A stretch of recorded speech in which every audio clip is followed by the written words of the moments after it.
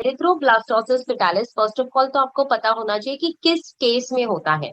तो ये होता है RH नेगेटिव मदर के अंदर, जब RH पॉजिटिव फीटस आता है।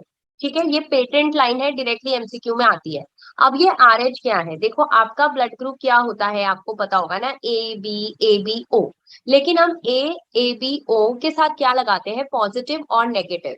तो हमारे आरबीसी के ऊपर भी, जैसे फॉर एग्जाम्पल मेरा ब्लड ग्रुप है A positive, it means that मेरा जो आरबीसी है इसके ऊपर दो आरबीसी, इसके ऊपर दो एंटीजन होंगे। एक होगा एंटीजन ए जिसके वजह से मेरा ब्लड ग्रुप ए है, और एक होगा एंटीजन डी, एंटीजन डी जिसको आप कहते हो रीसिस, रीसिस फैक्टर, और यहीं से आता है आपका RH। तो अगर आपके आरबीसी के ऊपर ये एंटीजन डी होता है तो आप पॉजिटिव होते हो, एंड अगर नहीं होता है तो आप नेगेटिव होते हो। ठीक है, तो अगर ए पॉजिटिव वाला ब्लड ग्रुप है मींस उसके अंदर ये एंटीजन डी रीसेस फैक्टर है। अगर ए नेगेटिव वाला ब्लड ग्रुप है मींस उसके अंदर ये एंटीजन डी रीसेस फैक्टर नहीं है। सी मैक्सिमम ऑफ द पॉपुलेशन में 70 to 80% ऑफ पॉपुलेशन जो होती है वो पॉजिटिव होती है, बट यस नेगेटिव पॉपुलेशन भी होती है। तो अब ये फर्क क्या होता है, अब RH नेगेटिव मदर है मतलब इनके अंदर कौन सा एंटीजन नहीं है बेटा, इनके अंदर एंटीजन डी नहीं है, राइट, नॉट प्रेजेंट। लेकिन बच्चा जो है वो RH फीटस मींस जब बेबी मदर के वूम्ब के अंदर है तो बच्चा RH पॉजिटिव है, मतलब बच्चे के अंदर एंटीजन डी प्रेजेंट है।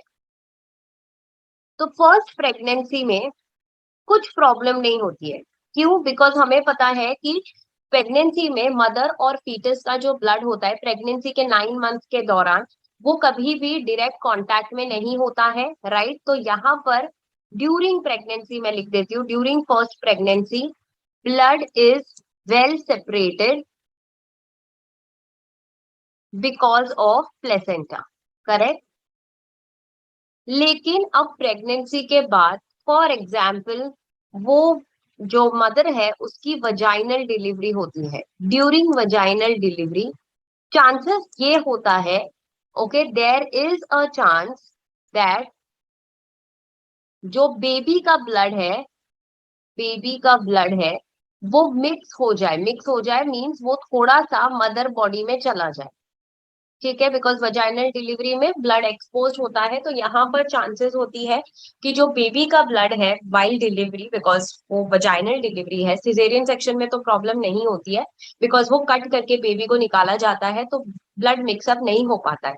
लेकिन वजाइनल डिलीवरी में चांसेस होता है कि जो बेबी का ब्लड है वो मदर ब्लड में चला जाए, मीन्स थोड़ा सा मिक्स हो जाए। बट वो थोड़े से ब्लड मिक्स में क्या होगा, बेबी के ब्लड में क्या था, एंटीजन डी था, राइट, और ये एंटीजन डी मिक्स होने के वजह से मदर के बॉडी में चला गया, मदर के बॉडी में एंटीजन टी चला गया।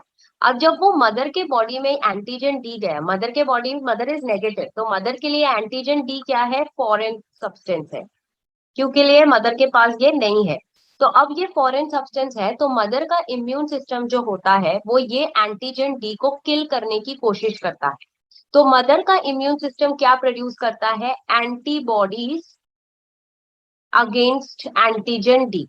तो वो एंटीबॉडीज प्रोड्यूस करता है अगेंस्ट एंटीजन डी। एंटीबॉडीज वो केमिकल्स होते हैं जो फॉरेन सब्सटेंस को किल करते हैं। जैसे अभी आपके अंदर बैक्टीरिया गया तो आपकी बॉडी का जो इम्यून सिस्टम है वो एंटीबॉडी प्रोड्यूस करेगा सो दैट वो बैक्टीरिया किल हो सके। वैसे ही मदर के ब्लड में जब एंटीजन डी जाता है तो उसके लिए वो फॉरेन सब्सटेंस होता है, बॉडी एंटीबॉडीज उसकी बनाती है अगेंस्ट एंटीजन डी, एंड अब ये एंटीजन डी किल हो जाता है।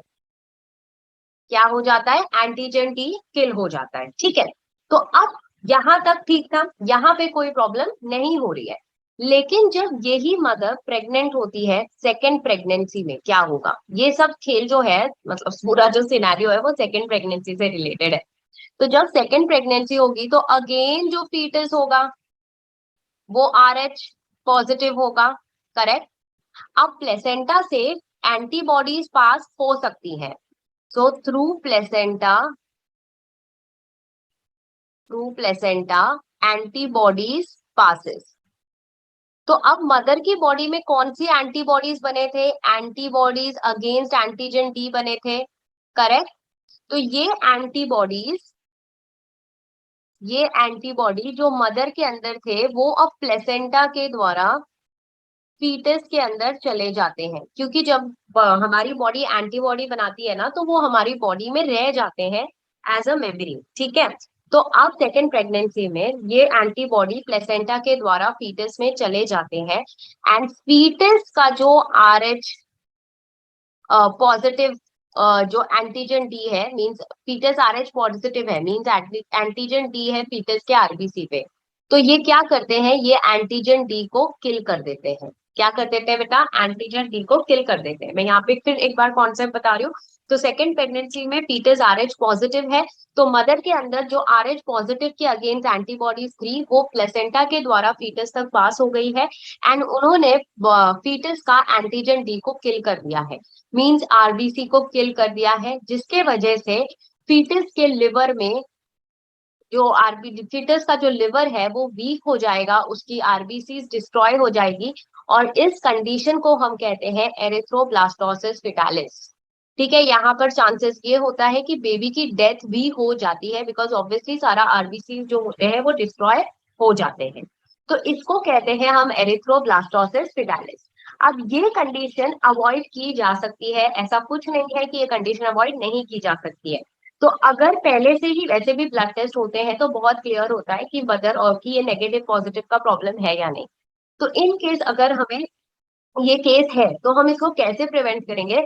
हम यहाँ पर जब मदर के फर्स्ट ऑफ ऑल तो हम यहाँ पर कोशिश करेंगे कि ब्लड का मिक्सिंग ना हो बाय डूइंग सिजेरियन सेक्शन।